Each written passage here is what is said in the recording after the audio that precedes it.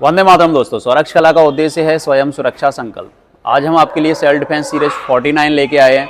इसमें मैं आपको बताऊंगा कि जो डबल हैंड रिस्ट ग्रैब का सेकंड वेरिएशन है, यानी आपके हाथ कोई ऊपर से इस तरीके से पकड़ लेता है तो आप उसका डिफेंस कैसे करेंगे। क्योंकि मैंने आपको सिंपल जो बताया था वो नीचे से था, अगर मैं इसमें इस तरीके से खींचने की कोशिश करूँगा तो ये नहीं हो पाएगा क्योंकि इसके हाथ में पावर काफ़ी ज़्यादा है। ठीक है, तो हमें भी यहीं सिंपल वही चीज़ देख लेनी है कि इसकी जो वीक ग्रिप है, जैसे मैं बताता हूँ, वो किस साइड है। यानी अगर मैं इसको बाहर खोलने की कोशिश करूँगा तो ये अंदर की तरफ ही दबाएगा और ये नहीं निकल सकता। ठीक है, ये चीज़ ध्यान रखना आप। तो हमें इसको क्या है ना, बिल्कुल भी ये एहसास नहीं होने देना है कि मैं इसकी रिस्ट का डिफेंस करने वाला हूँ या कुछ भी।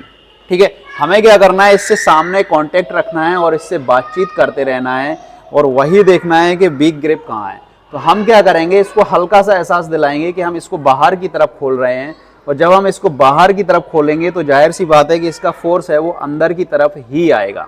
यानी कि अगर मैं इसको बाहर खोलूंगा तो ये कोशिश करेगा कि इन हाथों को अंदर की तरफ जोड़ दूं, क्योंकि ये बाहर की तरफ खोलने की परमिशन मुझे नहीं देना चाहता है। तो ये चीज़ आप नोटिस करेंगे कि जैसे ही हम इसे बाहर खोलेंगे ये पावर लगाएगा अंदर की तरफ। अब इस दौरान हमें क्या करना है कि अपनी पावर को ना एक दूसरे डायरेक्शन में ट्रांसफ़र कर देना है, यानी पावर का इस्तेमाल, इसकी पावर का इस्तेमाल इसी के खिलाफ कर लेना है। ठीक है, तो हमने क्या किया कि मैंने इसको बाहर की तरफ खोला, इसने पावर अंदर की तरफ लगाने की जैसे ही कोशिश की, और ये सब कुछ 1 सेकंड के अंदर ही होगा। ऐसा नहीं कि मैं इसको बाहर की तरफ खोलता जा रहा हूँ, फिर ये पावर लगा रहा है, फिर मैं अंदर ला रहा हूँ, फिर बाहर ला रहा हूँ। यहाँ पे तो आप पिट जाओगे बुरी तरीके से।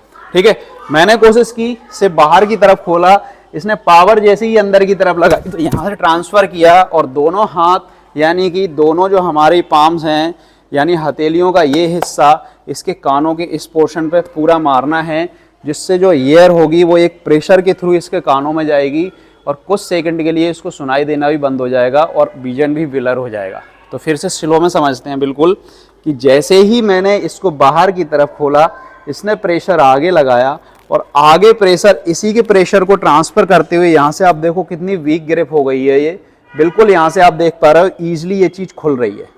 तो हमें इसके प्रेशर का ही इस्तेमाल करते हुए इसको निकालना है और यहाँ से ये पोर्शन इसके कान पे हिट करना है। और अगर बाय चांस आप इसके प्रेशर को कान पे हिट नहीं भी कर पाते हो तो आप यहाँ से डायरेक्टली पंच इसके इस पोर्शन पे दोनों पंच मार सकते हो, इससे भी काफ़ी ज़्यादा डैमेज होगा। तो बिल्कुल आराम से देखो, यहाँ से बाहर बाहर की तरफ प्रेशर डालना है और यहाँ से अंदर की तरफ निकाला और सीधा पंच, या यहाँ से दोनों पाम सीधे मारने हैं। उसके बाद ये ब्लैंक हो जाएगा कुछ देर के लिए।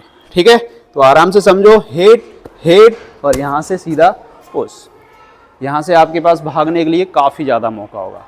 तो इस तरीके का जो डिफेंस अगर आप सीख लेते हो तो फिर आप रिस्ट ग्रैब से आसानी से बच सकते हो। एक नई सीरीज के साथ कल फिर मिलेंगे, तब तक के लिए जय हिंद।